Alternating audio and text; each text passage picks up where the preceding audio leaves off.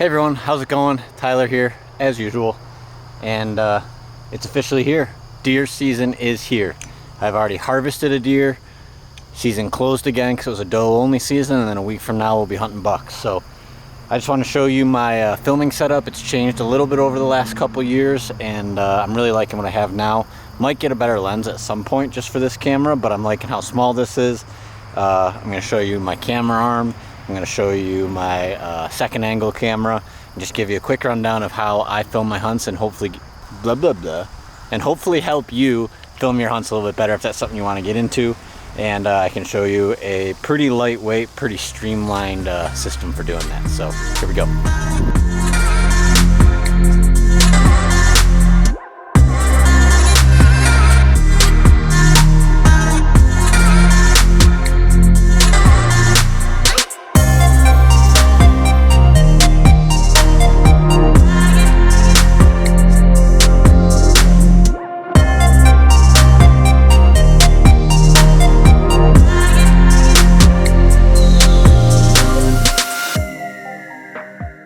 Alright you guys, so here's going to be the game plan.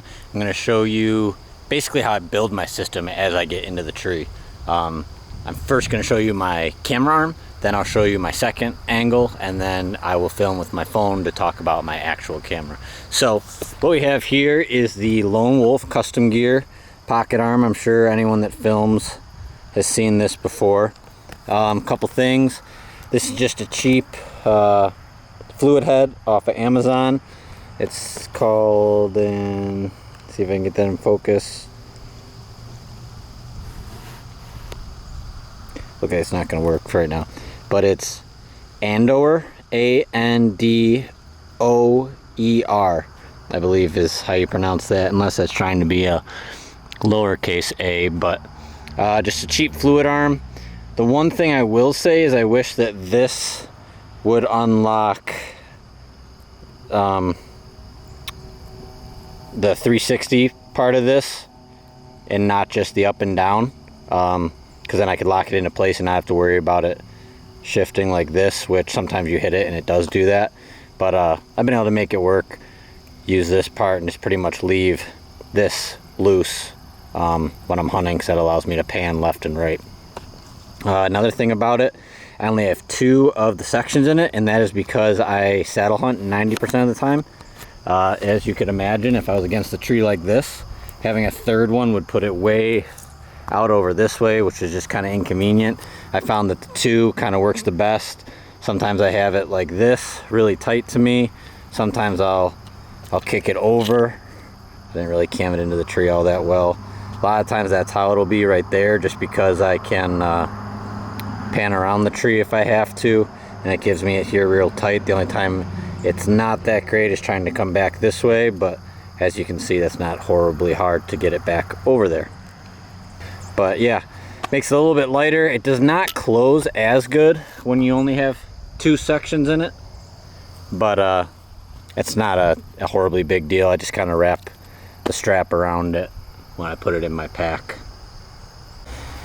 Okay, then my second piece is GoPro Hero 8, I believe it is. This is just a clamp mount off of Amazon that I spray painted. I honestly think I spray painted it brown and green, but as you can see, only the green is showing. A lot of the times what I'll do with this is I'll either clamp it to the tree similar to that, or if I don't have a branch that works, I also like to do the one overhead sometimes. But if I don't have a branch that works, right here where the level is, with this clamp, I will clamp it to there, and that'll allow me to get those cool shots of me drawing, of me doing stuff, of me talking to the camera, of me rattling, any of that kind of stuff that I might not want to move my actual camera off of its position. Could be that there's a deer coming in and I'm doing something else, maybe grunting or something, and I already have the camera pointed where I think the deer's going to come through, or it's on the deer and then that's me grunting or rattling or looking with the binoculars. But gives it kind of a cool second angle. I really do like putting it up higher on the tree sometimes, because then that gives you the cool like over the shoulder look, especially if I put it on the right side of the tree. Being a right-handed shooter, most of my shots will be down this way. yeah, then it'll give you a cool over the shoulder angle. So those are my camera arm and second angle camera. And now I'm gonna walk you through, dang bugs. Now I'm gonna walk you through what this camera is and why I chose this one. Dang things. All right, you guys, I apologize for a little bit of chatter. The pack lens. Oh, I fixed it. One of the back lenses on my camera broke, so it's always trying to focus, so it makes that weird focusing sound. But now I figured out if I cover it up, it doesn't do that. So this is the camera that I chose. I upgraded, I think last year was actually my first year with this camera, if I'm not mistaken. And I will never go back at this point. I loved Canon, but it was bigger, it was bulkier, just wasn't overly big of a fan of that. Going out west, stuff like that, it was just so cumbersome to have it with me. So I switched to Sony, and this kit that I have built right here, honestly, when it comes to Sony's cameras, it is probably the cheapest you're gonna get for filming hunts. Yes, you could do a step down, but I'll explain why I went with this model and why it's really good for filming your own hunts. So this is the A6600. I really like this camera. As you can see, it's pretty small. I'm on fisheye mode right now, but you can see with my hand next to it, it's actually much smaller than what you might expect for a DSLR style camera. This is the 18 by 135 kit lens. And the only downfall to that is, as you can see right here, 3.5 to 4, or I'm sorry, 5.6. What that means is as you zoom in, your f-stop is going to go from 3.5 to 5.6. It won't stay at 3.5 or whatever you have it set at. So for anyone that doesn't know what that means, basically 3.5 means you have more of a blurry background. 5.6 means it's going to have a less blurry background. This style lens means that that's going to change as you zoom in. So as it's zoomed all the way back, widest image that you can have, the lowest f-stop you can use would be 3.5. Zoomed all the way in, the lowest f-stop I can run is 5.6. And if you have it set at 3.5 when you're all the way out at 18, I know this is a lot of technical jargon, but it will change the f-stop as you zoom in. So when you take the next step into a better lens, you can have things that have a fixed aperture, I believe it's called, and that is your f-stop, and that'll allow you to have more cinematic look on those zoomed in shots and stuff like that. But honestly, outside of losing a little bit of video when I go real far zoomed in at dusk, it hasn't been an issue for me yet. So I'll probably run this for the rest of the season. If I do change, I'm thinking there's a f4, meaning the lowest it can run is 4, which is only obviously 0.5 higher than this. And then but that's a fixed aperture, so I can run it at 4 from 18, I think, all the way to 105. So it's gonna allow me to shoot in low light zoomed in better, so I'll be able to get you guys better shots of those deer coming through at last light or in the early morning when I'm not gonna shoot them or can't get a shot at them. The one benefit to this camera though is that it does shoot in 4K. So I have mine set up on the quick shoot settings. One of them shoots in 4K, and that's regular speed. Then my other setting is in 1080p, but I can drop that down into slow motion. So I have the ability to shoot both. If I were to take the next step up, I could have done 4K slow motion, but we're talking, I think, another grand just for the body of this camera.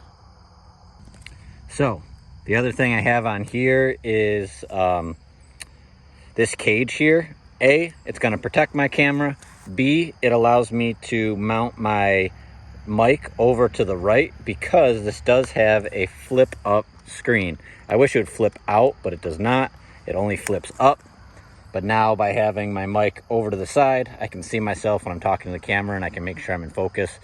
This cord kind of is in the way at times, but that's not a big deal. I don't need to see everything on the monitor. It's just nice when I'm doing the vlog style stuff that I can see that it's right on me and see that I'm in focus. So that's pretty much my setup right there, you guys. I'm loving it so far. I filmed 3 deer get killed now with this camera, and it's worked literally perfect. Any reasons that I didn't get stuff on camera would be all because of my own user error, nothing to do with the camera, where in the past I would have to put on a zoom lens, so then I couldn't really talk to the camera, or I'd have the smaller lens on and really couldn't zoom in on deer.